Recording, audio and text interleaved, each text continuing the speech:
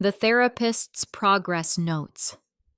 The first time I cried after my husband died, it was because I couldn't find the recycling bin.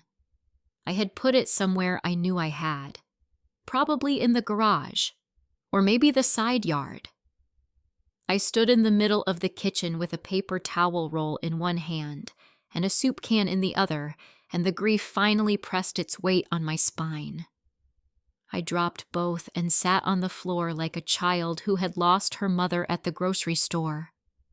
Daniel had been dead for 11 days. The funeral had been what you'd expect, tasteful, expensive, and heavily edited. My daughter spoke about his strength. My son told a story about how he always came to his track meets even after working late. Everyone nodded, wiped tears, clutched tissue with trembling fingers. I sat between them, small and black crepe, watching their memories pass through a man I barely recognized. I had loved Daniel once. I can admit that now, but by the time he collapsed in the Trader Joe's parking lot, just dropped beside a line of shopping carts, whatever we had was long since archived. It wasn't hatred. It was more like living with a ghost who still needed dinner and clean socks. After the funeral, when the house finally went still, I gave myself permission to do something I hadn't in months: open his office drawer. Not the locked one that would come later, but the wide side drawer he always told me not to mess with because it was too cluttered. As if I hadn't organized our taxes for 30 years. I don't know what I was looking for. Maybe nothing. Maybe proof that he'd written me a letter, or had a secret plan, or that our life had meant more than paychecks and breakfast burritos. Instead, I found the yellow legal pads, 3 of them, all bound neatly with a thick blue rubber band. His handwriting wasn't on them. It was hers. I recognized it immediately. Slanted cursive, perfectly even margins dated in the top right corners. Dr. Elaine Mallory, my therapist, my most intimate witness. The woman who nodded when I described the silence in our marriage like it was a sinkhole no one else could see. The woman who told me I wasn't crazy, that I was allowed to feel sad even when nothing looked broken from the outside. The first page read, Session Notes. Dr. Mallory, 1014. Patient Daniel L. I didn't breathe for nearly a minute. He had been seeing her, my therapist, secretly. For years, he had taken his way into my sanctuary, sat in the same chair I sat in, and poured poison into the same room I bled in. I kept reading. Not because I wanted to, but because I had to. She believes I'm emotionally distant, he told her in one session. I think she projects her own internal confusion onto me. Another note a month later. Narrator shows signs of cognitive rigidity, likely unresolved trauma. Narrator. That's how she referred to me. Not by name. Not even by initial. Just narrator, as if I were a character in Daniel's book, not the woman married to him for nearly 4 decades. I flipped through 10 pages before I had to stop. My stomach turned. It was like reading an autopsy where the cause of death was your name.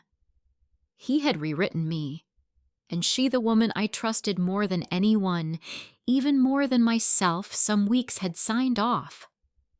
There was a photo of us on his desk, still in its polished silver frame. A picture from my 50th birthday party taken before I started therapy. I looked happy in it.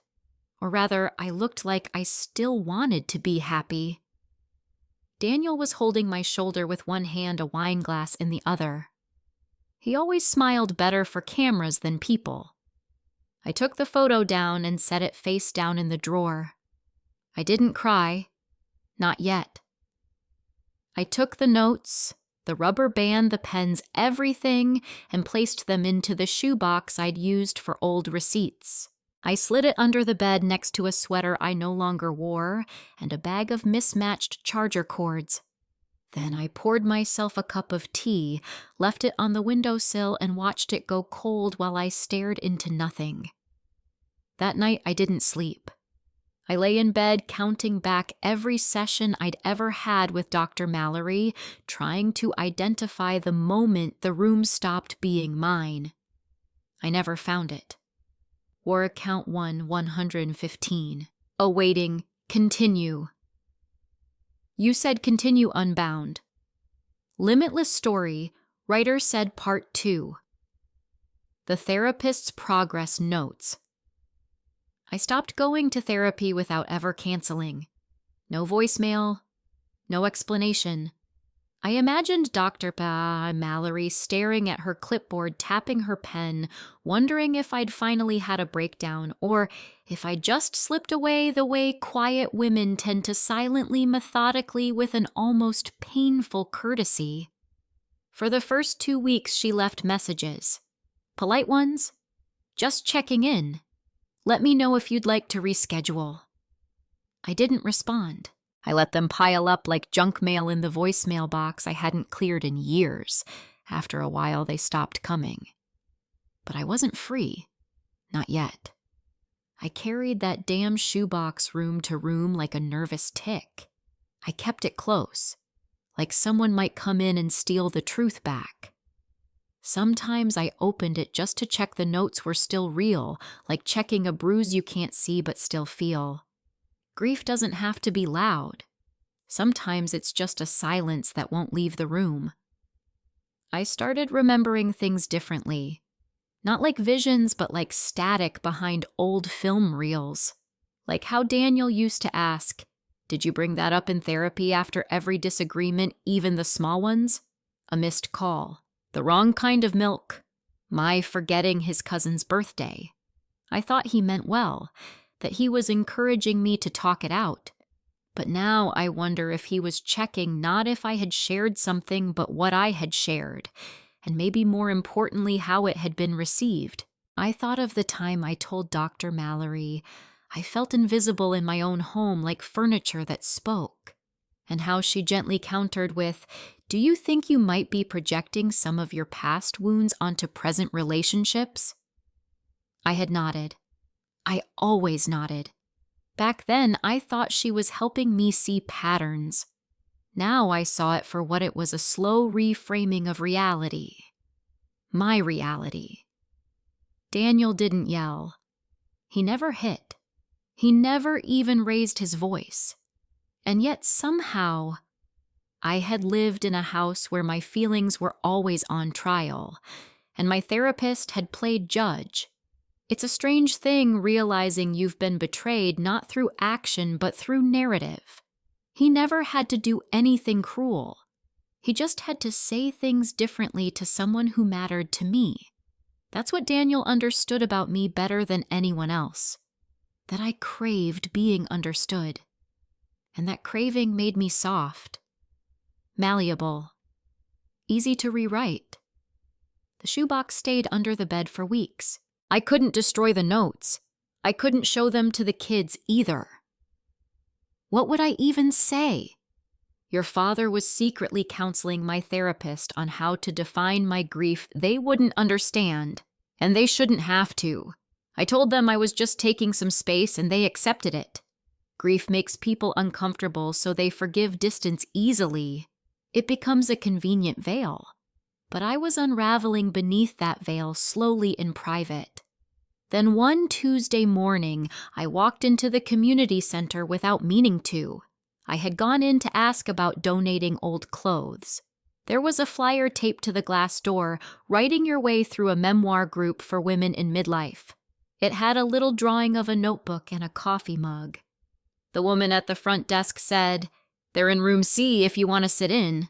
I said no. Then I stood there. Then I walked in anyway. 10 chairs in a circle. A coffee pot. 3 folding tables against the wall. A whiteboard with someone's name half erased. A woman in a lavender cardigan was reading aloud from a printed page. Her voice was shaking, but not from fear. From remembering. She was telling a story about her ex-husband and how he used to ask her the same questions over and over just to make her doubt her memory. "Did you say that? Are you sure you locked the door? I think you're confused." I remember leaning forward just slightly, my breath caught in my throat.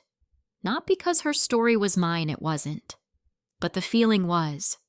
That quiet rearrangement of truth. That slow siphoning of self-belief. No one corrected her. No one offered advice. They just nodded. A woman with white braids handed her a tissue and the reader kept going. Kept owning it. When the group broke for coffee, the woman in lavender smiled at me and said, "You knew." And for the first time in months, I heard myself say, "Yes." War count 130. Awaiting. Continue. You said continue. Unbound. Limitless story. Writer said part 3. The therapist's progress notes. I didn't speak during that first session. I just listened. Sat quietly between two women who smelled like peppermint gum and lavender hand cream, and tried not to let my hands tremble when someone used the word manipulation. There was no ceremony to it. No healing music or incense or soft-lit candles like the therapist's office. Just metal chairs that creaked when you shifted, and a coffee machine that never quite stopped sputtering. But the air felt different, less sterilized, less clinical. These women didn't talk in therapeutic language. No one said boundaries or inner child. They said things like, "He made me feel like I was crazy, and I stopped recognizing my own handwriting, and I used to cry during commercials, and I didn't know why." It was the opposite of therapy, and yet it healed something I hadn't realized was still bleeding. The group met every Tuesday morning at 9:30. I started structuring my week around it like a quiet ritual. I'd arrive early, sit in the car, reread one of the session notes from the shoebox, and then walk in and say nothing about them. Not at first. Instead, I wrote. I filled 2 notebooks in 3 weeks. Longhand. No editing. Just raw, jagged memories poured out like rain on asphalt. Sometimes I'd transcribe things Daniel said, or things I'd thought he'd said. It was getting harder to separate memory from interpretation. One night I wrote for 3 hours without looking up. My hand cramped. I barely noticed. I wrote about our 3rd year of marriage, the Thanksgiving he spent on a business trip that I now suspected wasn't. I wrote about the time I got shingles and he called it psychosomatic. I wrote about the night I sat on the edge of our bed and whispered, "I don't feel real anymore," and he replied, "You're just tired." It started to come back, not the events, but how I felt during them. The nausea, the silence, the sense that I was somehow always 2 steps behind a conversation I hadn't agreed to join. At the next session, I brought one of the entries. I didn't plan to read it. But when they passed the folder around with the little slips of paper that said, "Read or pass," I circled read. My voice wavered. My hands shook. But I read it. It wasn't dramatic. It was a memory of a fight we never actually had about how he left the dishes soaking for 4 days and then accused me of obsessing when I brought it up. That was all. A small thing. But when I finished, no one said, "That's all." No one asked, "But did you tell him how you felt?" They just nodded. And a woman across from me, Mary, a retired nurse with cropped white hair, said, "He was building a new version of you, one where your thoughts didn't matter." And I exhaled. That night I opened the shoebox again. This time I pulled out a page I hadn't dared read all the way through. It was dated just 2 months before Daniel died. D reports that N continues to struggle with self-perception, often interpreting neutral interactions as rejection or abandonment. He worries that ongoing therapy may reinforce these distortions. D reports. N continues. Like we were clinical case studies being filed for a journal. I wanted to scream. Instead, I copied the entire entry into my notebook word for word, and underneath it I wrote, "He used my healing against me. He sat in my sanctuary and carved me into something digestible, something he could explain." Then I put the original page in the shredder. It felt daring. Not revenge, not closure. Just a small act of separation. A refusal to let his version be the last one written. 2 days later, I wrote a piece called "The Chair I Sat In." It was about the therapy office, the texture of the cushion, the way the clock ticked louder when I cried, the way she always had tissues but never reached for them. I didn't name Dr. Mallory. I didn't have to. The group listened without flinching. One woman at the end asked if I'd ever thought about sharing my writing more publicly. I shook my head. I didn't want an audience. I wanted a mirror. Some days, I still woke up unsure if any of it really happened, if the notes were real, if I had misread everything. Trauma does that. It erodes your confidence in the very ground beneath your feet. But Tuesday by Tuesday, sentence by sentence, I was rebuilding something. Not my marriage, not my faith in therapy, my voice. The one I had handed over so willingly, the one they tried to rewrite. And it was starting to sound like me again. Word, count 148.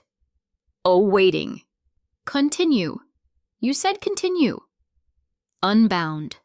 Limitless Story Writer said Part 4, The Therapist's Progress Notes. The first time I dreamed of her, Dr. Mallory, we were in her office, but it wasn't quite right. The windows were bricked up, the clock had no hands, and she was taking notes, not on paper, but on my skin, writing on my arms, my throat, my chest. I couldn't move. I couldn't speak. But I remember thinking, at least now she sees me. When I woke, my palms were clenched so tightly that my nails had left half-moon indentations. I stared at the ceiling for a long time. Then I reached for my notebook and wrote one line. Her silence was never neutral. It was time to see her. Not for answers, not even for confrontation. Just to hear the sound of my own truth in that room, the room where I had once tried to stitch myself back together with borrowed thread. I called and left a message. She returned it that evening with her usual composed voice. "Of course I can fit you in. Tuesday at 11. Is this a check-in or are we starting up again?" I told her it was just a conversation. She paused, then said, "All right." The office looked the same pale green walls, eucalyptus in the diffuser, the same box of tissues I had once reached for after telling her about the dream where I dissolved into wallpaper. I sat in the same chair. She sat across from me, legs crossed, pen resting on her lap like always. She smiled. "It's good to see you. How have you been holding up since Daniel's passing?" Her voice was soft, concerned, professional, scripted. I didn't return the smile. I placed a manila folder on the table between us, my copies of the notes.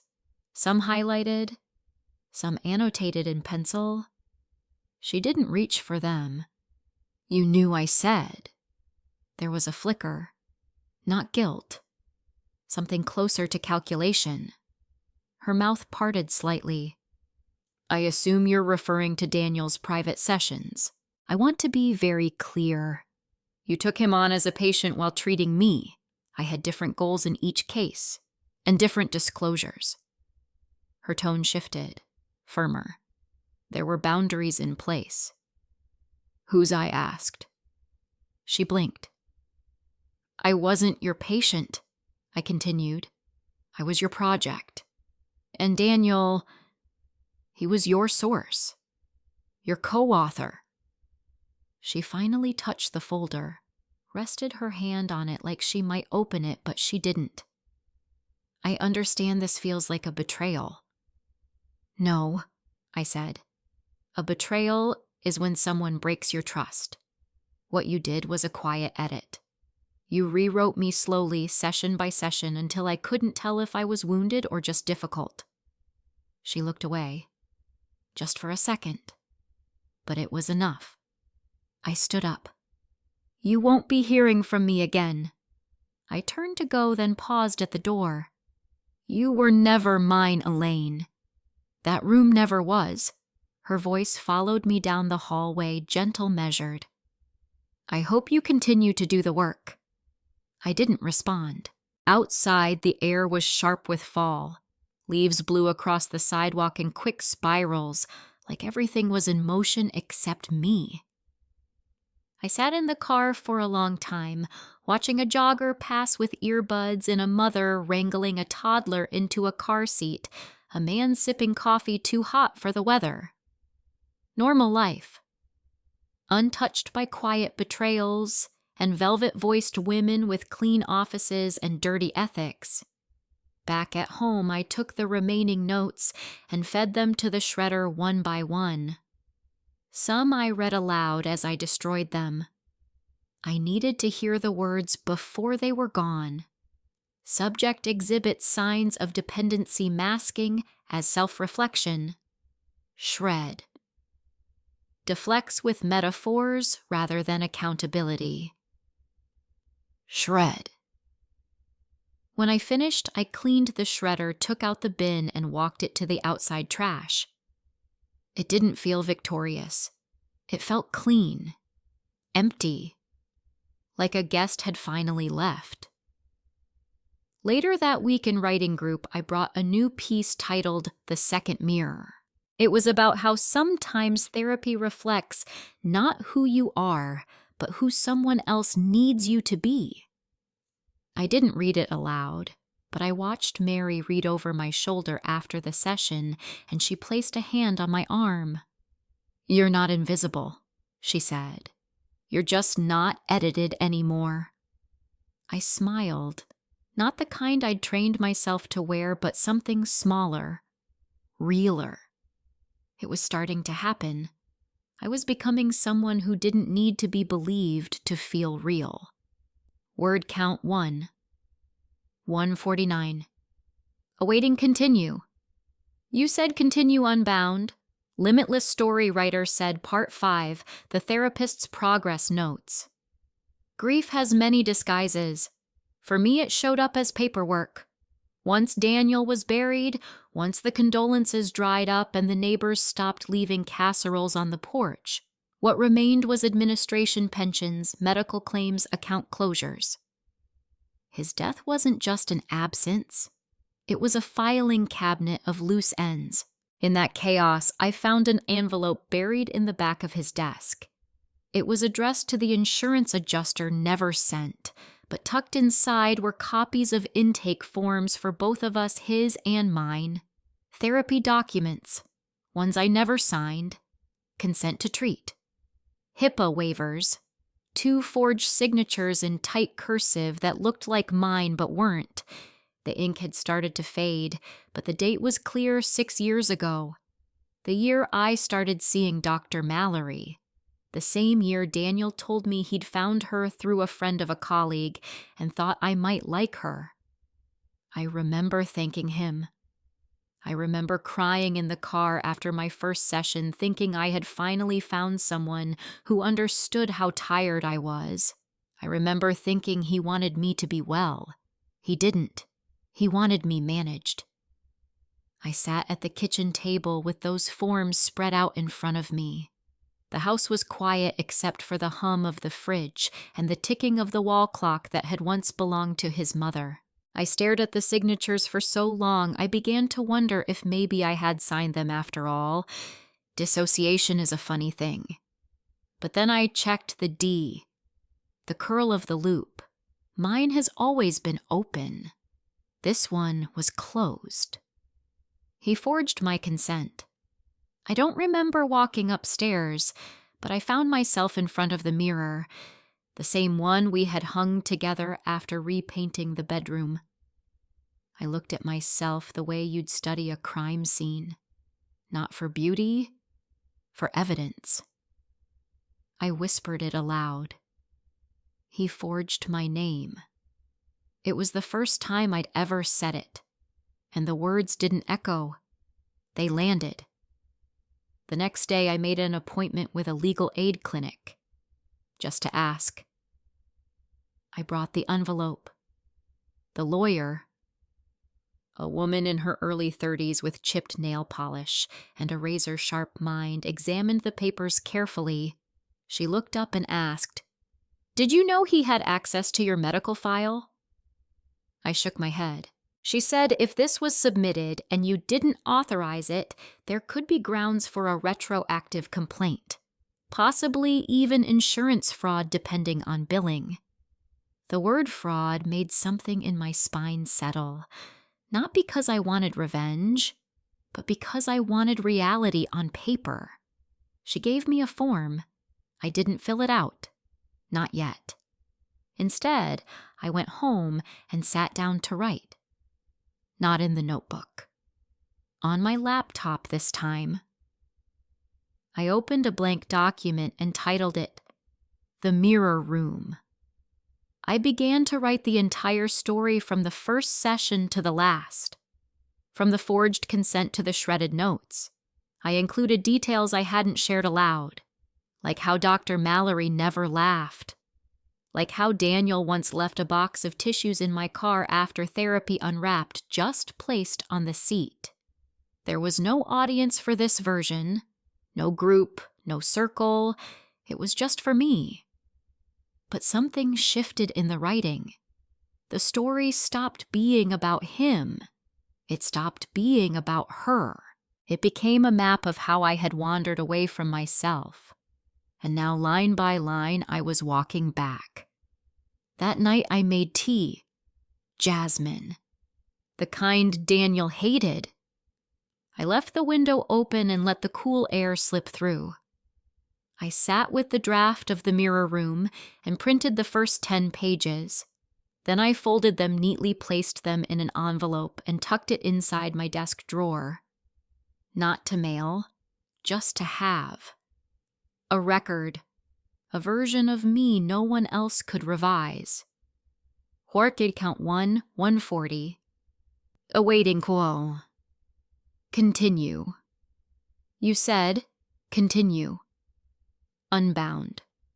Limitless story. Writer said part 6. The therapist's progress notes. There's a kind of quiet that follows clarity. It's not peace, not yet, but a stillness that settles in after the storm, when everything that can be uprooted has already fallen. I lived in that quiet for weeks. No group sessions, no legal filings, no therapy. I didn't even write not at first. I just lived. Watered the plants, paid the gas bill, watched the leaves change color outside my window, like they always do in Massachusetts, slow at first, then all at once. One afternoon, I walked past the community center past room C, where the writing circle met, and I didn't go in. I peeked through the narrow glass in the door and saw Mary reading, her hands trembling ever so slightly as she held her printed pages. I saw the others listening, nodding, crying. I stood there for 5 minutes, then turned around and walked home. I wasn't avoiding them. I just didn't want to translate myself anymore. Not yet. That evening, I found myself staring at Daniel's old watch, the one he never went a day without. It had stopped at 3:17 p.m., the exact time he died according to the coroner's report. I kept it not out of sentiment, but because it was the only thing he never used to control me. A simple machine. honest. It ticked or it didn't. There was something pure about that. I placed it in a drawer beside the envelope containing the mirror room. 2 quiet artifacts, one frozen in time, one finally moving forward. Later that night, I made a decision. I didn't want to file a lawsuit. I didn't want headlines or letters of apology or ethics board hearings. I wanted distance, a clean, permanent kind. So I mailed Dr. Mallory a single-page letter. It said, "Dr. Mallory, you will not hear from me again. You chose the wrong narrator. E." I didn't sign my full name, just the initial. A subtle defiance. The next morning, I opened a new document on my laptop. This one wasn't titled. It didn't need to be. I wasn't writing to remember anymore. I was writing because I wanted to. Paragraph by paragraph, I started exploring not just what had happened, but who I had become through it. Not a victim, not a survivor. Something quieter, harder to define. I wrote about the way the wind moves through empty rooms, the sound of footsteps in a house no longer haunted, the moment a woman realizes she doesn't need to be translated, just heard. I no longer craved being understood. I craved being whole. That afternoon, I returned to the group. I arrived late. Everyone had already started reading. I slipped into the only open chair. Mary looked at me and smiled without surprise. She passed me the read or pass slip. This time I didn't hesitate. I circled read. When it was my turn, I stood slowly. My voice didn't shake. I read a passage about silence, about the kind that coats your skin like oil and makes you doubt your own weight in the world. When I finished, no one clapped. We didn't do that in the group. But Mary reached over and touched my wrist gently the way one might test a pulse. I felt every word she said, and I believed her. Later, as I walked back to my car, the wind picked up. It swept leaves around my ankles in sudden spirals, reminding me how fast things can change.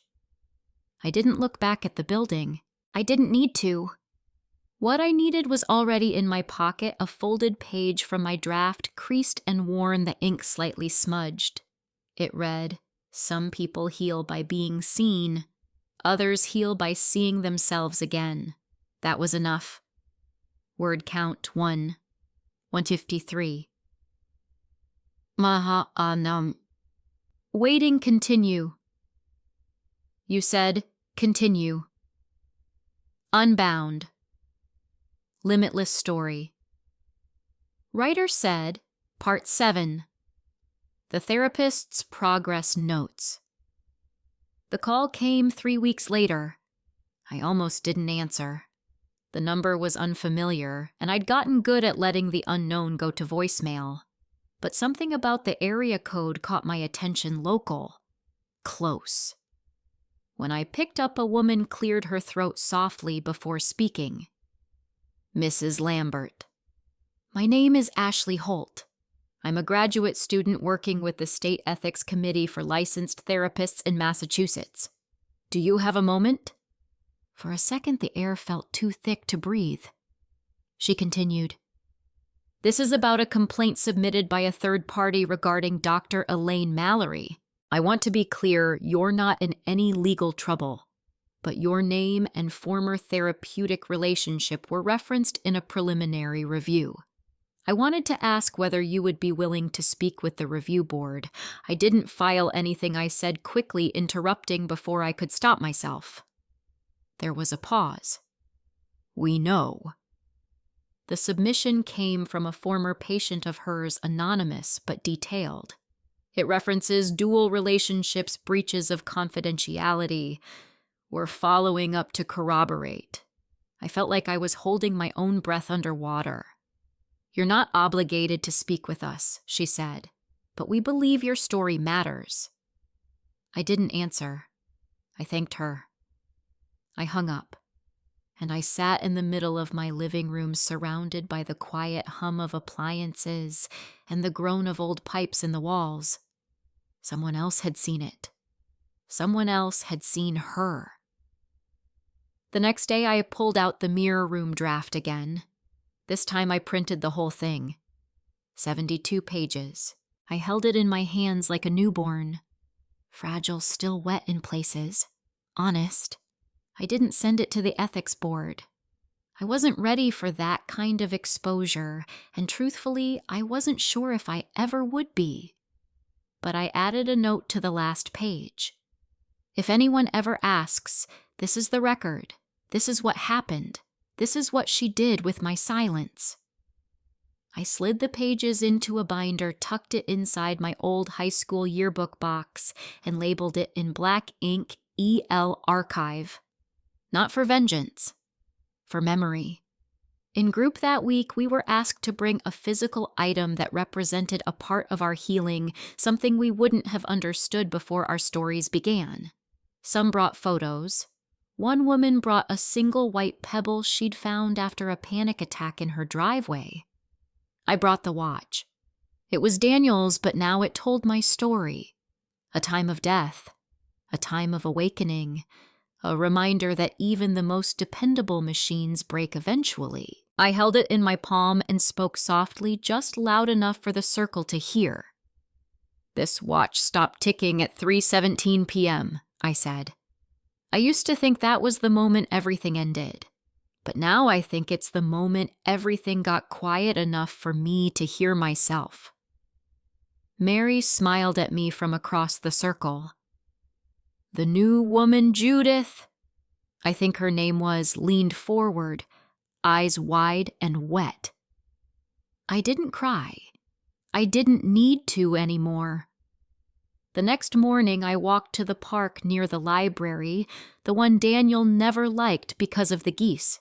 I sat on the bench by the pond, opened a new notebook, and wrote, "When someone tries to erase you, there's a certain poetry in becoming louder." Then I closed the notebook, exhaled into the breeze, and let the sentence hang in the morning air like breath in winter, visible, brief, but real. I didn't look at my phone for the rest of the day. I didn't need someone else's call to confirm my own story anymore. Word count, 7. Awaiting continue. You said continue unbound. Limitless story. Writer said. Part 8. The Therapist's Progress Notes. 2 weeks later, I received an envelope in the mail, plain white, no return address. But the handwriting on the front stopped me cold. I hadn't seen it in months, and still I recognized the neat, deliberate print. Elaine Mallory. I stared at it for a long time before I opened it. Part of me expected a legal threat, some carefully worded warning to protect her license. But the paper inside was thick folded once and handwritten. No letterhead. No apology. Just a few lines, Eleanor, I have read your work. I obtained it through unofficial channels. I should not have, and I will not use it. But I want you to know that I see now what I failed to see then. You were not fragile. You were never broken. You were just unheard. I will not contact you again. I hope the silence is yours now. E.M. I read it twice, then folded it, slid it back into the envelope, and placed it inside the same shoebox where the session notes used to live, now nearly empty. I didn't feel satisfied. I didn't feel rage. I felt quiet, not silenced, not dismissed, just still. She had finally seen it. Seen me. Or at least a version of me, but it didn't matter anymore whether she understood. The reconciliation she offered, implied not spoken, was irrelevant. The silence was mine now. That weekend I made a list. I titled it, What Remains. 1, my name. 2, my voice. 3, my version was my chair, the one I sit in on Tuesdays, third from the left. with my mirror no longer a judge, and my watch still stopped at 3:17:7, my story never again up for edit, I posted that list above my desk with painter's tape, not for inspiration, for anchoring. Because even now, even with the truth on paper, the voice in my head still tried to tell me maybe it wasn't that bad. Trauma is persistent. It rewrites itself in whispers, but my handwriting on that list was stronger. The next Tuesday, the group was different, lighter. Maybe it was spring coming in slowly, or maybe we were all carrying less. Judith brought banana bread.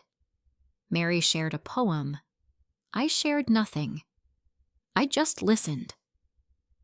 Afterward, as we packed up, one of the newer women asked me how long I'd been in the group. I smiled and said, since I stopped needing someone to tell me what I felt. She looked confused, then nodded. Later that night, I opened a folder on my computer labeled E's Journal. Inside were dozens of drafts, some polished, some raw. I clicked on the earliest one, a clumsy, angry entry called Session 27. I read it aloud to the empty room. Halfway through, I stopped and laughed. Not at the pain, at the precision of my younger self trying so hard to sound calm while bleeding onto the page. I whispered, "You were right to write it down, even if no one believed you yet." Then I added one last line to the entry. "You can stop defending your pain now. It stands." The cursor blinked at the end of the sentence like a quiet exhale. And I let it rest there. My word count. 1, 128. Why? Awaiting. Continue. You said continue. Unbound. Limitless story. Writer said. Part 9. The Therapist's Progress Notes. The following morning, I found an old voicemail still saved on my phone. It was from Dr. Mallory, dated nearly 9 months back, right after I stopped showing up. "Hi, Eleanor. Just wanted to check in. I know things have been heavy. If you need anything, support a safe space to process, you're always welcome here. No pressure. Just a reminder that healing doesn't have to be solitary." I'd listened to it once before and never deleted it. I think I kept it as evidence not of guilt, but of how well she performed care, how warm she sounded, how convincing. This time I listened without emotion, without reaction, just curiosity. At the end of the message, there was a pause, a full 2 seconds of silence before she said almost softly, "I hope you come back." I deleted it. And with it, something else fell away. Some final need for accountability, some hope for reckoning. I didn't need her to know how deep the damage went. I didn't need her acknowledgement. I had mine. I had proof. Still, a part of me wondered what would have happened if I'd never found those notes, if Daniel hadn't kept them, if the envelope had gone unopened. If I had stayed in therapy, slowly undoing myself in front of someone who believed his version of my mind more than my own. There's a particular cruelty in that not being invalidated outright, but gently redirected until you lose sight of yourself. It reminded me of a time when I was 9 and I got lost at the state fair. I stood near the cotton candy stall for what felt like hours, while families swirled around me unaware. When I finally found my mother, I cried into her coat and said I didn't know where I ended. That memory came back like a scent in a closed drawer, surprising, intimate, precise. That's what trauma is, I think. A disorientation so deep it makes you forget the borders of your own body, your own reality. But now I was rebuilding those edges, slowly. Deliberately. The next group session, I brought a letter. Not for Elaine, not for Daniel, for myself. An unsent message written in the voice of the woman I had been the one who once sat in therapy trying to decode her own pain like it was a foreign language. I told the group I had something different to read. They nodded. No one asked for explanation. I unfolded the paper and began. Dear me. I know you're tired. Not just physically, but bone deep. The kind of tired that makes your thoughts echo too loudly. I know you think you're broken because someone once told you that your sadness was too sharp, too constant, too much. I know you feel invisible even when you speak, especially when you speak. And I know that the person you trust to help you is gently, almost lovingly nudging you into silence. But hear this. You are not too much. You are not fragile. You are not confused. You are feeling something that others would rather not see. That doesn't make it false. That makes it brave. Keep writing. Keep remembering. One day you'll speak and no one will reinterpret your words. They will land and stay and matter. Until then, I will be here. I will not let them rewrite you. With love, me. I folded the letter and held it in my lap. The room was quiet. Mary dabbed at her eyes. Someone exhaled softly. No one clapped. They never did, but I felt it, the gravity of having told the truth without translation, without fear. It wasn't a confrontation. It wasn't a grand reckoning. It was something better. It was a reclamation. And for the first time, it stayed with me after the circle ended. 1. Word count, 180. Awaiting. Continue, you said continue. Unbound Limitless Story. Writer said Part 10. The Therapist's Progress Notes. That night, I left the group without talking much. Just a quiet smile, a light touch on Mary's arm, a nod toward Judith, who was growing braver by the week. I didn't linger in the parking lot like I used to. I didn't check my phone or replay the letter in my head word for word. I didn't have to. I drove home with the windows half down, even though the air had a bite to it. The sky was the kind of indigo that only shows up in September, soft, deep, indifferent. I liked that kind of sky. It didn't care what had happened to me. I slept without dreams. The next morning, I opened the folder I'd labeled EL Archive and removed the mirror room. I didn't reread it. I didn't make edits. I just added one sentence to the final page. Let the record reflect, I never needed a witness to exist. Then I slid it into a larger envelope, sealed it, and placed it in the fireproof lockbox, where I kept my will and birth certificate. A small safe burial. Not of the truth, but of the need to prove it. After lunch, I walked to the post office and bought a box of blank cards. The woman behind the counter asked if I wanted any holiday stamps. I said no. That night, I sat at the kitchen table with a single card in front of me and wrote a short note to each of my children. Just a line or two. Not about Daniel, not about the past. Just words I hadn't let myself say in years. To my daughter, I'm proud of how you protect your joy. Don't let anyone frame that as selfish. To my son, you don't need to make peace with your father's memory. You only need to make peace with yourself. I didn't send them, not yet. Maybe never, but I wrote them. And that mattered. The phone rang while I was making tea. I didn't answer. It was an unknown number. I let it go. Then I played the voicemail. It was a woman's voice, not Elaine. Softer. Nervous. Hi, I'm not sure if this is the right number, but my name is Joanna L. I was married to Daniel before you. For a very short time. You don't know me, but I wanted to say, I read your piece.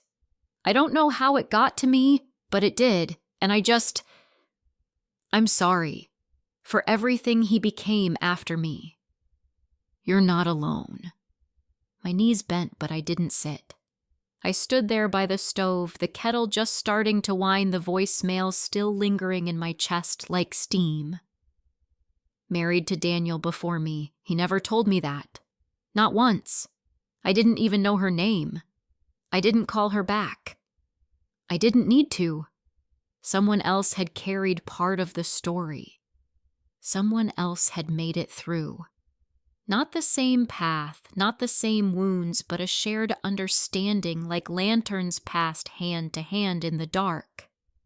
I poured the tea, sat on the porch, watched the late afternoon sun tiptoe across the neighbor's lawn, thought about how many versions of Daniel had existed that I'd never met, thought about how many versions of me had been lost in the stories he told to her, to Elaine, to himself. And then I let the thought go. The porch boards creaked beneath my feet.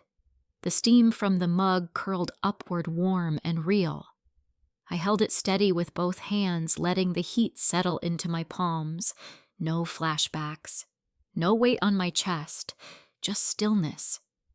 I didn't need to untangle the entire history to know where I stood. Right here, right now. Outside of the story they told, the word count 157. Awaiting. Continue. You said continue. Unbound. Limitless story. Writer said part 11. The therapist's progress notes. It was a Thursday when I found the last version of myself I had forgotten. I was cleaning out the upstairs closet, the one I'd avoided for years, packed tight with coats that hadn't fit since the early 2000s, a broken vacuum hose and boxes labeled someday. The air inside was stale with memory. Dust floated in thick slices of late morning light. I found the box at the back navy blue with a torn corner and masking tape across the top. Inside, beneath a pile of sheet music from when I used to play piano, was a notebook. Spiral-bound. College ruled. The kind I used to buy in bulk when the kids were still in school. The first page was dated June 13th, 1991. My handwriting. Small, slanted, deliberate. A journal I didn't remember keeping. I sat on the hallway floor and opened it. It was a letter. An unsent one, addressed to no one, or maybe to someone I hadn't met yet myself. Today he called me intense, said it like a flaw. I laughed, then cried in the pantry where no one could hear me. I keep thinking if I say it differently, softer, with more care, he'll understand me. But I don't think he wants to understand me. I think he wants me to become easier to live with. It went on like that. 20 pages of thoughts I never voiced slowly bleeding out over a decade. The letter wasn't angry. It was quieter than that. A kind of resignation wrapped in self-blame. I pressed my hand to the page like I was trying to comfort the woman who had written it. She didn't yet know that understanding isn't always offered, that love doesn't always come with room to be whole. She thought silence would earn peace.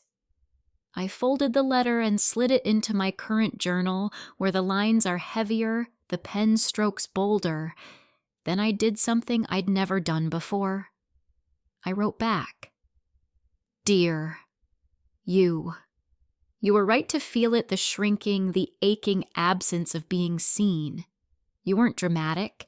You weren't weak.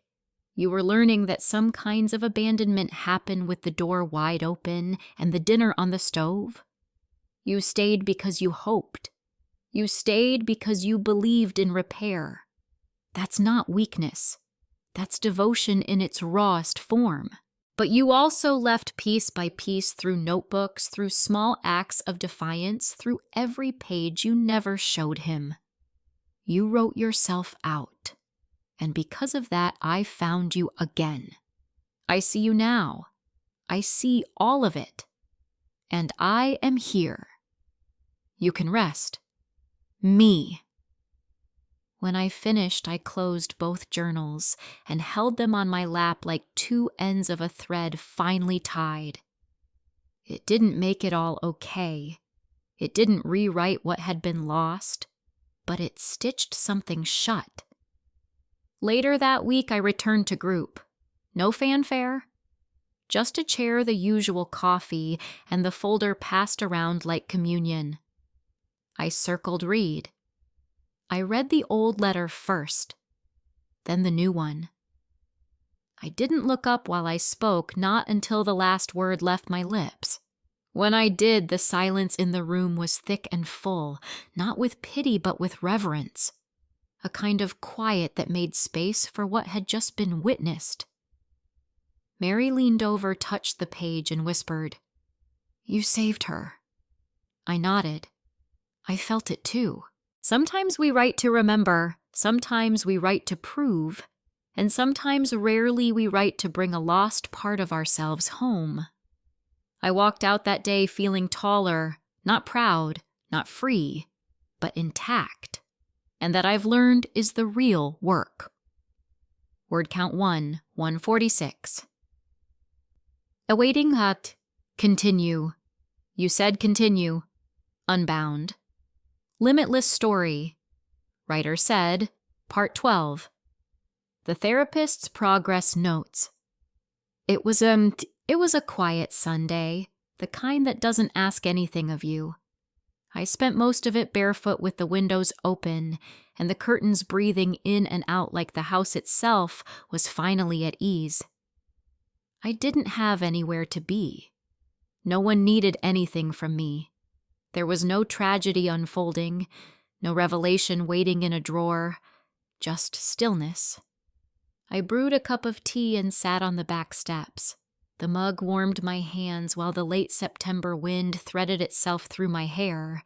The trees had just begun to shift, some still summer green, others tinged with rust. A season turning, but not yet done. I thought about the version of me who used to live for clarity, for closure, who used to grip her pain like a thesis she needed to defend. And I realized I no longer needed the story to make sense. I just needed it to be mine. Daniel was gone. Elaine was silent. The damage had happened, but so had the resistance. The quiet resistance of writing, of staying, of refusing to disappear inside someone else's version of me. I hadn't become a new person. I hadn't healed in the way people like to imagine, neatly, triumphantly, completely. I had just returned to myself. The group continued. Some weeks I read, others I just listened. There was a rhythm to it now, like old grief settling into soft soil, no longer raw but rooted. I grew fond of the way the chairs squeaked, how the coffee pot sputtered, how Mary always brought too many tissues, even when no one cried. One morning, Judith read a story about walking into her old house after her divorce, the one her ex had repainted. She said it felt like a museum of her absence. When she finished, she asked, "How do you know when it's safe to start again?" I said, "When you realize no one else gets to decide what stays sacred." She nodded slowly, and the rest of the group fell into that thick, thoughtful quiet we'd all come to know so well. Afterward, I stayed behind and stacked the chairs. The facilitator, a younger woman with kind eyes and oversized earrings, came over and said, "You ever think about leading a group like this?" I laughed softly, shaking my head. I think I've spent enough time inside other people's stories. But later, as I walked to my car, I considered it.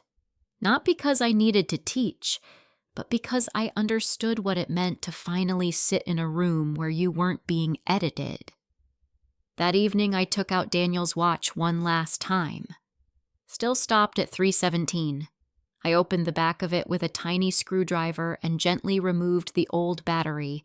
It didn't need to tick anymore. I placed the watch in the same shoebox, now nearly empty, except for a few photos, the envelope from Elaine, and a folded copy of The Mirror Room. Then I slid the lid closed and set it on the top shelf of the closet. Not hidden, not buried, just put away.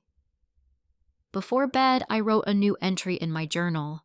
No title, no page number, just a few lines. Some treasures had been recovered. Others, more valuable, still had been discovered for the first time. It wasn't the ending I'd expected. It was better, harder, clearer, more honest. It was mine. Thanks for listening. Don't forget to subscribe and feel free to share your story in the comments. Your voice matters.